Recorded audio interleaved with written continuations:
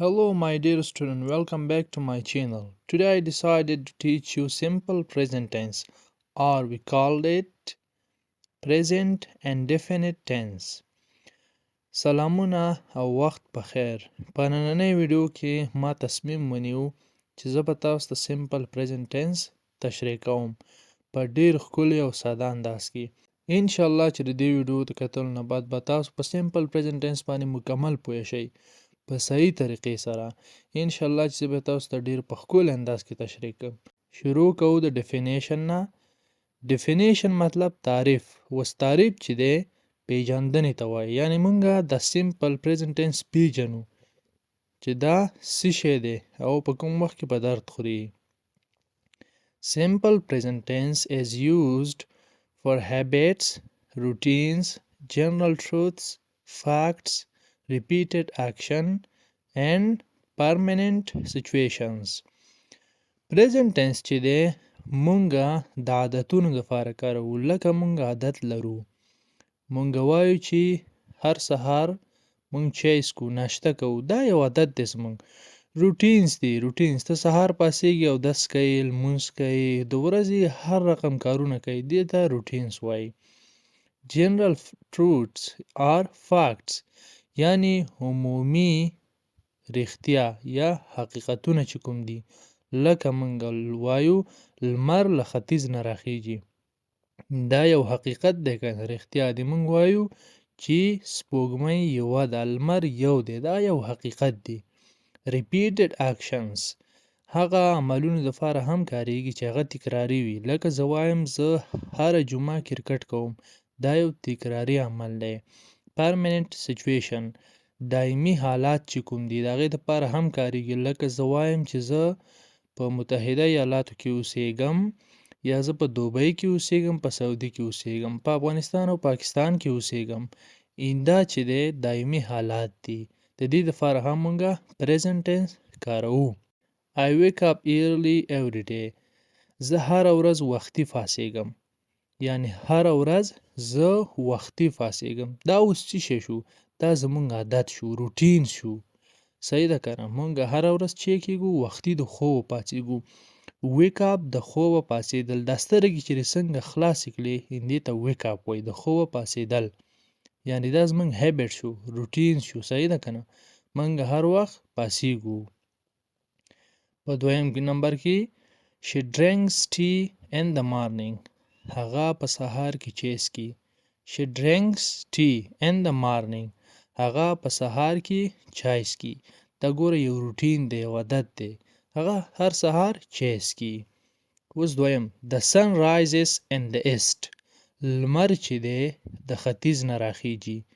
the sun rises in the east لمر چې دی د ختیځ نه راخیږي. دا یو چی دی، دا فاکت حقیقت دی. فاکت حقیقت ته وایي. جنرال truths یعنی عمومي رښتیا دي، دا خبره رښتیا ده کنه، دا یو حقیقت دی چې لمر د کوم خوا نه راخیږي؟ د ختیځ طرف نه، ایست نه. water boils at 100 degrees Celsius اوبه چې دی په 100 درجو کې په جوش باندې راځي یا جوشیږي، خوټ کیږي. water boils at 100 degrees Celsius اوبه چې دی په 100 درجو کې خوټ کیږي یا په جوش باندې راځي. دا یو حقیقت دی کنه، په 100 درجو کې یعنی 100 درجو حرارت کې اوبه چې کیږي خوټ کیږي، دا یو حقیقت دی.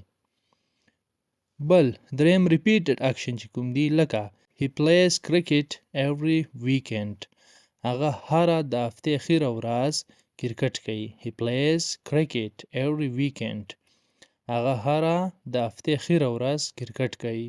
ویکند د هفتې اخیرو ورځو ته وایي. نو دا یو څه شو؟ تکراري عمل، یعنی د هفتې هر اخیره ورځ چې هغه کرکټ کوي، یو تکراري عمل دی چې هغه کوي.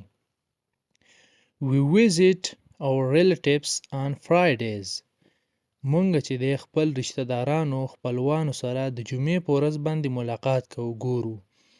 on Fridays د جمعې په ورځو باندې. ګوره Fridays جمع ده، یعنی د جمعې په ورځو باندې، یوه جمعه نه، یعنی هر جمعه چې راځي د جمعې په ورځو باندې. نو دا یو تکراري عمل دی کنه، هر جمعې په ورځ د خپل رشتہ دارو سره ملاقات کوي، لیدنه کوي. we visit our relatives on Fridays. مونږ چې د خپل رشتہ دارانو سره د جمعې په ورځو باندې ملاقات کوو، لیدل کوو. اوس permanent situation دایمي حالات چې کوم دي لکه I live in United Arab Emirates. زه چې دی په دوبۍ کې اوسېږم، یعنی United Arab Emirates نه مطلب دوبۍ ده. زه چې دی په دوبۍ کې اوسېږم، دا یو دایمي حالات دی، یعنی ته همالته بس اوسېږي دایم. دا یو دایمي حالات شو. اوس چې ما تاسو ته دا کوم مثالونه درکړه دا ټول د ډیفینیشن په باره کې وو، یعنی موږ خالی پریزنټ ټینس وپېژاندو چې دا څه شی و، د څه دپاره کارېدو. اوس په دویم نمبر کې به موږ د دې سټرکچرز وایو. سټرکچرز موږ څلور دانې لرو، پازیټیو یا افرمیټیو. دا دواړه یو معنا لري، مثبت سټرکچر چې موږ سره کم دی. بل نیګیټیو منفي موږ لرو، انټراګیټیو سوالیه موږ لرو، یعنی سوال چې موږ کوو. بل نیګیټیو انټراګیټیو لرو، منفي سوالیه. یعنی موږ څلور رقم سټرکچر لرو، په دې به هم موږ بحث کوو. اول سټرکچر موږ رالو پازیټیو چې کوم ډیر مهمه او اهم سټرکچر دی هغه پازیټیو دی، صحیح ده. نو د دې په اړه باندې موږ وغږیږو. سټرکچر داسې دی: subject plus first form of the verb، یعنی د فعل اولنی شکل، plus ses or ies for he she it plus complement. یعنی subject په اول سر کې subject موږ لرو. subject موږ څه ته وایو؟ فاعل ته، د کار انجامونکي ته. هغه کس ته وایي subject چې هغه کار کوي. subject د کار انجامونکی. موږ اووه دانې subject pronoun لرو، لکه I, we, you, they, he, she, it یا احمد او محمود چې هر نوم تاسو اخلئ. دا ټول ګوره subject دی موږ سره، صحیح ده. دې سره به شاید تاسو بلد هم یې وئ. بل چې دی موږ first form of the verb لرو، د فعل اولنی شکل یا فورم به موږ استعمالوو. لکه موږ لرو study, studied, studied. اول دویم دریم شکل موږ د فعل لرو، نو په پریزنټ ټینس کې به موږ اول شکل د فعل استعمالوو. بیا د فعل سره چې دی موږ ses or ies استعمالوو، خو دا خالی د دې دریو سبجیکټ پروناون دپاره، he, she او it. د دې دریو سره موږ بیا د ورب سره چې دی ses ies جمع کوو. او که چیرته یو کس و لکه احمد، محمود، مقصود داسې، نو په دې وخت کې هم لکه موږ چې اوس داسې وایو مقصود goes to school. ګوره دلته چې دی موږ go نشو ویلی. موږ که زه اوس وایم I go to school، دا جمله صحیح ده. د I چې موږ کله وایو او go وایو، نو د دې go سره موږ s یا es نه اضافه کوو. خو کله چې موږ یو کس یادوو، لکه سینګولر یادوو او دریم شخص یادوو، نو بیا په هغه وخت کې موږ د فعل سره دا ses یا ies اضافه کوو. لکه زه وایم he goes to school، دلته ته go نشي ویلی، he go to school. دا جمله غلطه ده، دا یو قانون دی، صحیح ده. he goes to school دا جمله به صحیح. بیا چې دی موږ کمپلیمنٹ لرو، صحیح ده. کمپلیمنٹ مطلب پوره کوونکی، تکمیل کوونکی. اوس چې دی موږ سبجیکټ پروناون چې کوم موږ لرو دانې، د دې دپاره به موږ یوه جمله وایو، او په دې ses او ies به زه تاسو پوره پوه کوم چې دا موږ په کوم وخت کې د ورب سره اضافه کوو. دا s په کوم وخت کې اضافه کوو، دا es کله اضافه کوو، او ies کله اضافه کوو، صحیح ده. خو اول به موږ د I, we, you دې دپاره یو څلور جملې وایو. کله چې موږ د he, she, it دپاره جملې وایو، په هغه وخت کې به زه تاسو ته دا هم وایم چې ses او ies موږ کله اضافه کوو. نو اوله جمله I play cricket on Fridays. زه چې د جمعې په ورځو باندې کرکټ کوم.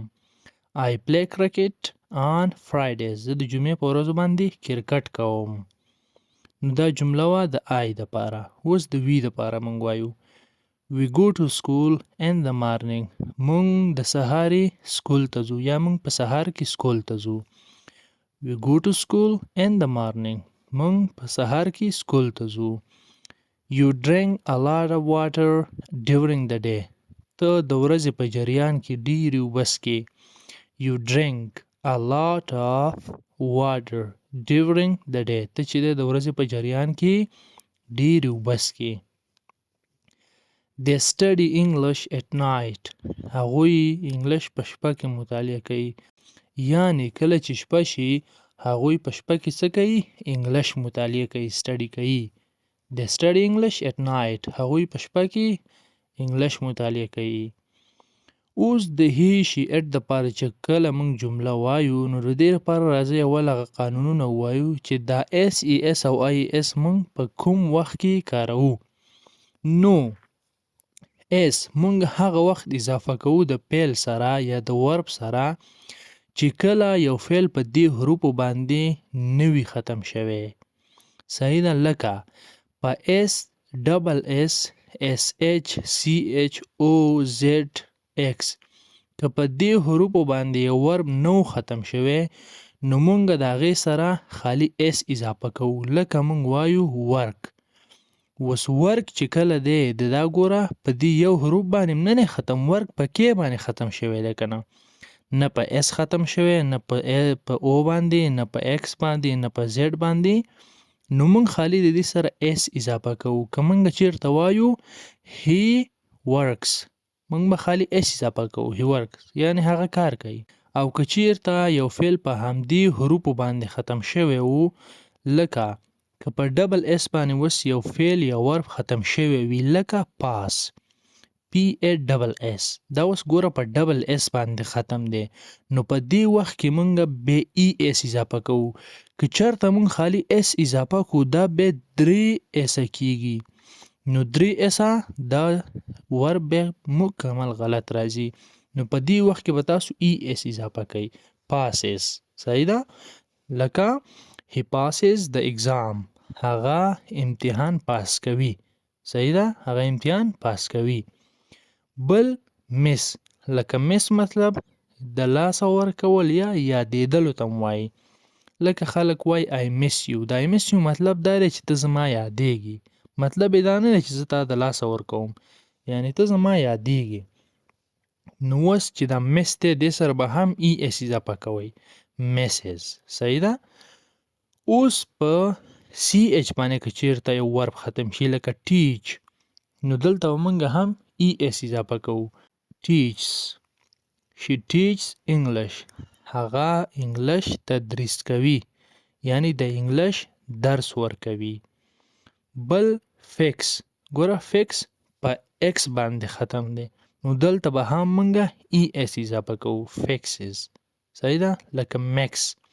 میکس مطلب میکس کول، ګډوډول، او د فکس مطلب و جوړول. نو میکس موږ به میکسز وایو، ای اس به اضافه کوو. بل په او باندې چې کوم فعل یا ورب ختم وي لکه گو موږ به وایو goes. she goes to school. هغه سکول ته ځي. she goes to school. هغه سکول ته ځي. د گو مطلب دی تلل.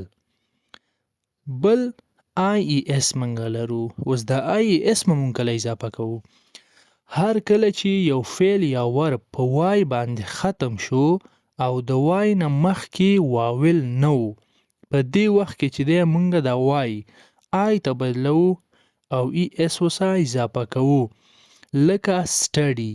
اوس په سټډي کې تاسو وګورئ دا چې دی په وای باندې ختم دی خو د دې وای نه مخکې موږ ډي لرو. که دا چیرته واویل وي لکه پلی، په پلی کې تاسو وګورئ د وای نه دی خو موږ ای لرو، ای چې دی واویل دی نو په پلی کې موږ خالی اس اضافه کوو. پلیز. صحیح ده؟ پلیز. خو په سټډي کې موږ دلته کانسوننټ لرو، واویل نه لرو. ډي دی، ډي چې دی کانسوننټ دی نو په دې وخت کې دا وای آی ته بدلیږي او ای اس اضافه کیږي لکه سټډیز. نو دا موږ سره شو آی ای اس چې موږ اضافه کوو. که چیرته یو فعل په وای باندې ختم شي او د وای نه مخکې کانسوننټ وي یعنی واویل نه وي نو موږ بیا چې دی وای آی ته بدلو، ای اس اضافه کوو. لکه سټډي موږ به وایو سټډیز. کیری کیریز. اوس ګوره کیری وړلو ته وایي نو د کیری نه مخکې چې دی د وای نه مخکې آر دی که نه. اوس آر خو واویل نه دی که نه، کانسوننټ دی. نو موږ به د وای آی ته بدل کو او ای اس به اضافه کو، کیریز. صحیح شو. بل ټرای، ګوره د وای نه خوا آر دی، آر واویل نه دی، دا به هم موږ وایو ټرایز. خو که چېرته و لکه پلی، د پلی ګوره په وای ختم دی خو د وای نه دی خو واویل دی، نو دا وای آی ته نه بدلیږي، دې سره به خالي اس اضافه کوئ، پلیز. نو دا هغه قانونونه وو چې مونږه اس ای اس او آی ای اس اضافه کوو د یو فعل ته. اوس به مونږه مثال ووایو. He drinks coffee every day. هغه هر ورځ قهوه یا کافي سکي. نو اوس ګوره drinks، دلته مونږ ګوره خالی د drink سره اس اضافه کو، ځکه دلته فعل په کې باندې ختم دی، په هغه شپږو حروفو باندې نه دی ختم، لکه په او باندې نه دی ختم، په زیډ نه دی، په اس اچ نه دی، په سی اچ نه دی، من خالی اس اضافه کوو. He drinks coffee every day. هغه هر ورځ کافي سکي، قهوه سکي. صحیح ده. اوس دویم نمبر. She helps her mother. هغه د خپلې مور سره کومک کوي، مرسته کوي. اوس helps چې دی ګوره په پی باندې ختم دی، دې سره هم من خالی اس اضافه کوو. اوس به خلک وایي چې دا اس ای اس ولې موږ اضافه کوو، د دې وجه چې ده، دا یو قانون دی. دا ای اس او اس دا چې دی موږ هغه وخت اضافه کوو چې موږ ته باید پته ولګیږي چې د عمل تر سره کوونکی یعنی سبجیکټ څوک دی، دا باید دریم کس وي. دا خالی د دې دپاره کاریږي چې پته ولګیږي چې دا دریم کس دی او سینګولر مفرد دی چې د عمل تر سره کوي. لکه هی یو کس دی که نه مفرد دی، او دا third person singular دی. صحیح ده، یعنی دریم شخص دی. لکه مونږ وایو هغه چې شو دا دریم شخص و که نه، لکه مونږ هغه یادو. اول شخص زه یم، لکه زه وایم زه دا کار کوم. دویم شخص ته یې، زه تا ته وایم چې ته دا کار کوي. بیا چې دی دریم شخص چې مونږ وایو هغه دا کار کوي، یعنی غایب، هغه نشته خو هغه مونږ یادو، دا دریم شخص دی. نو مونږ ته همدا راښیي چې دا دریم شخص دا کار کړی. دا ای اس خالی هم د اس او ای اس دا دې لپاره کاریږي. بل it sits on its tail. دا پیشو یا سپی چې دی په خپل لکۍ باندې کینی. it sits on its tail. ګوره سیټ چې دی اوس په ټي باندې ختم دی، دې سره مونږ خالی اس اضافه کوو. که بله جمله زه ووایم she washes dishes. هغه لوښي وینځي. نو اوس ګوره واش دا په اس اچ باندې ختم دی، اوس په دې سره مونږه ای اس اضافه کوو. صحیح ده. که خالی اس اضافه کړي دا غلط راځي، ای اس به اضافه کړي. she washes dishes. هغه لوښي وینځي. بله جمله he goes to school. هغه سکول ته ځي. goes to school که دا مونږه ګو وایو غلط دی، ځکه په او باندې ختم دی، دا ورب یا فعل. نو دې سره مونږه ای اس اضافه کوو. he goes to school. هغه سکول ته ځي. نو دا مونږ سره وي مثبتې جملې یا پازیټیو سټرکچر مونږ سره و. همدا سټرکچر یې سخت و. اوس دا نور سټرکچر چې کوم دي لکه نیګیټیو، انټراګیټیو او نیګیټیو انټراګیټیو، دا ډېر اسانه دي، دا دومره وخت زموږ نه نیسي. نو اوس په دویم نمبر کې چې دی مونږ نیګیټیو سټرکچر وایو. نیګیټیو سټرکچر یعنی منفي جوړښت. نو نیګیټیو سټرکچر داسې دی subject plus do slash does plus not plus verb plus complement. یعنی په دې کې به منګه do او does کارو په نیګیټیو کې، او د do او does سره به not کارو. نو سبجیکټ چې دی مونږ سره ودانې دي، خو د آی وی یو د دپاره چې دی do کاریږي، او د هی شي اټ دپاره ډز کاریږي. یا که چېرته یو نفر وي سینګولر لکه احمد او محمود، نو د دې دپاره هم ډز من کاروو، او د ډز نه او ډو نه خو موږ ناټ لګوو. لکه زه وایمه I do not like tea. زه چې نه خوښوم. I do not. ګوره د آی سره ډو لګي، او د ډو نه بخوا تاسو ناټ ولګوئ، نو د جمله به منفي شي. I do not like tea. زه چې نه خوښوم، یعنی چې زما نه خوښیږي، نه خوښوم. جمله منفي شوه. اوس دا ډو ناټ چې دی د دې لنډ شکل یا شارټ فارم چې دی هغه ډونټ دی ډونټ. په اوسني وخت کې چې دی خلک ډو ناټ ډیر کم وایي ډونټ ډیر استعمالوي ډونټ. نو که ډو ناټ مونږ ووایو د دې مطلب دا دی چې مونږ تاکید ډیر کوو یعنی مونږ سټریس ورکوو. I do not like tea یعنی زما چای نه خوښیږي مونږ تاکید کوو. او ډونټ دا داسې ډیر سټریس والا نه دی لکه I don't like tea یعنی زه چای نه خوښوم یعنی ته ډیر تاکید پې نه کوي. د دې فرق همدومره دی. اوس دویم We do not go to pool مونږ هوس ته نه ځو. پول هوس ته وایي هغه د لمبا هوس چې پکې لامبو. We do not go to pool مونږ هوس ته نه ځو. نو دا do not مونږ don't هم ویلی شو. We don't go to pool مونږ هوس ته نه ځو. You do not watch movie ته فلم نه ګورې. You do not watch movie ته فلم نه ګورې. نو دا do not don't هم ویلی شئ. They do not pay my loan هغوی زما قرض نه ادا کوي یا نه راکوي. They do not pay my loan هغوی زما قرض نه راکوي. اوس د he she it دپاره جملې وایو. She does not love him هغه جینۍ د هغه لک سره مینه نه کوي یا مینه نه لري. She does not love him هغه جینۍ د هغه لک سره مینه نه کوي. She د ښځینو دپاره کاریږي مؤنث دپاره او he د مذکر دپاره کاریږي یا د نارینه ذات لپاره. He does not come here هغه دلته نه راځي. نو he نه زموږ مطلب هغه سړی هغه هلک چې نارینه وي فقط. He does not come here هغه دلته نه راځي.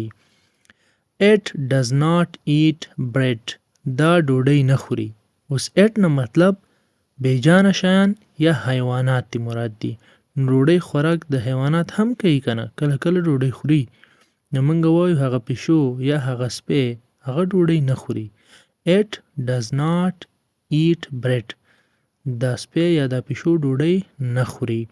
اوس دا does چې دی د دې لنډ شکل چې دی doesn't دی یا short form doesn't دی doesn't. لکه موږ ویلی شو she doesn't love him هغه جینۍ له هغه هلک سره مینه نه کوي.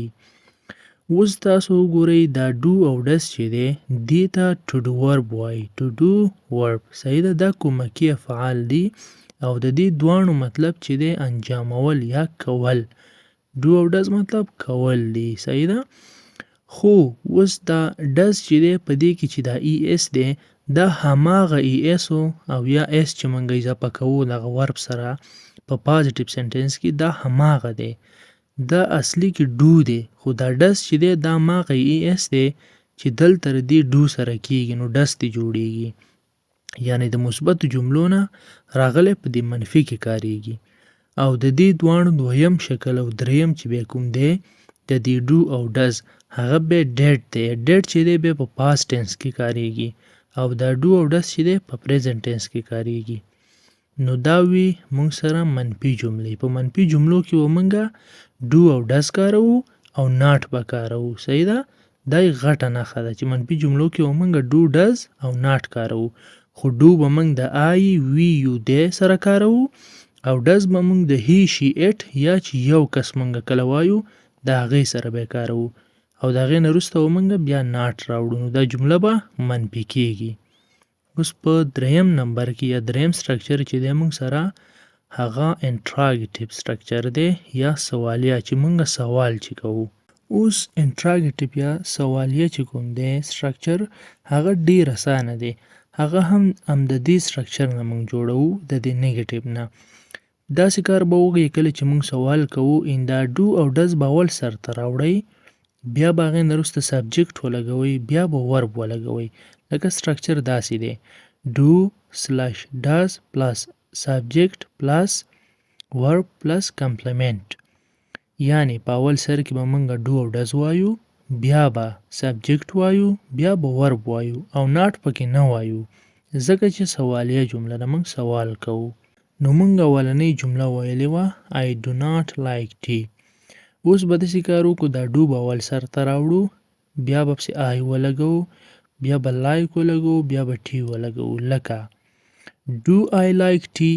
آیا زما چای خوښیږي یا زه چای خوښوم؟ لکه مونږ سوال وکړو نو do او does مخې ته راوړئ نور هماغه جمله ده کوم خاص څه پکې نشته لکه Do we go to pool؟ آیا مونږ حوض ته ځو؟ Do we go to pool؟ آیا مونږ حوض ته ځو؟ یعنی مونږ سوال کوو Do they pay my loan؟ آیا هغوی زما قرض راکوي یا زما قرض ادا کوي؟ Do they pay my loan؟ آیا هغوی زما قرض راکوي؟ یعنی دا ډیرې اسانه جملې دي خالی do او does اول سر ته راوړئ سبجیکټ یې اخوا ولګوئ خلاص همدغومره خاص څه پکې نشته اوس does اول راوړئ بیا پسې he she it ولګوئ لکه does he go to school؟ آیا هغه سکول ته ځي؟ یا does she eat bread؟ آیا هغه ډوډۍ خوري؟ یا does she love him؟ آیا هغه له هغه هلک سره مینه کوي؟ یعنی په دې انټراګیټیو یا سوالیه سټرکچر کې مونږ do او does په اول سر ته راوړو او د هغې نه وروسته مونږ سبجیکټ کاروو خلاص نور کوم خاص څه نه لري دا و مونږ سره انټراګیټیو اوس به مونږ وایو په 4 نمبر کې نیګیټیو انټراګیټیو منفي سوالیه هغه داسې جملې دي لکه مونږ پوښتنه کوو آیا زما چای نه خوښیږي؟ لکه یو چا نه ته پوښتنه کوي میلمه ده که راشي ورته وایي چې آیا ته چای نه څښې؟ چې آیا تا چای نه څښلو یا آیا ستا دا شی خوښېدو که نه؟ داسې یو جملې دي هغه چې هم ته سوال کوي خو بیرته هغه سوال دې منفي وي نو د هغې سټرکچر چې دی همدا سټرکچر دی چې دا اوس موږ سوالیه ویو خو د دې do او does نه وروسته به بیرته not لګوئ هماغه سټرکچر دی نور پکې هیڅ شی نشته لکه مونږ وایو don't I like tea؟ آیا زما چای نه خوښېدو؟ یعنی ته سوال هم کوي خو سوال دې بیرته منفي دی داسې یو جملې دي دا بل don't they go to pool؟ آیا هغوی حوض ته نه تلل؟ یعنی ته یو چا نه سوال کوي چې هغوی حوض ته تلل که نه تلل یعنی هم دې سوال دی او بیرته منفي ده بل doesn't she wash dishes؟ آیا هغې لوښي نه وینځل؟ یعنی ته پوښتنه کوي چې هغې لوښي نه وینځل doesn't he come here؟ آیا هغه دلته نه راتلو؟ آیا هغه دلته نه راتلو؟ یعنی سوال هم کوي خو سوال دې بیرته منفي دی نو دا ډېرې اسانه جملې دي نیګیټیو انټراګیټیو یعنی منفي سوالیه فقط does او پسې not کاروئ یا do اخواته ترې not کاروئ نور هماغه جمله ده هیڅ څه پکې هم نشته تغییر او تبدیل دی خلاص نو امید لرم چې د دې ویډیو نه به مو یو څه زده کړي او انشاءالله چې تاسو به پریزنټ ټینس په مکمل ډول باندې زده کړی وي نو که تاسو زما نور ګرامري کورسونه هم کتل غواړئ نو تاسو داسې کار وکړئ چې زما چینل ته رادننه شئ په پلیلیست کې چې دی ما سره یو مکمل د ګرامر کورس دی په هغې کې ما ډېر شیان تشریح کړي نو هغه هم در سره وګورئ انشاءالله ستاسو ګرامر به ډېر قوي شي او د سپیکینګ دپاره هم مکمل کورسونه دي چې ښایسته ښایسته جملې او هر څه پکې شته دی داسې کورسونه هم پکې شته چې انګلیش پکې انګریزانو ویلی او پښتو پکې زموږ ده نو هیله کوم چې هغه ویډیوګانې هم در سره وګورئ او که په کوم برخه کې مشکل لرئ هغه راته په کمنټ کې ووایئ زه به ستاسو دپاره په ویډیو جوړه کړم او تر بلې ویډیو د خدای په امان ستاسو یو لایک موږ ته ډېر حوصله راکوي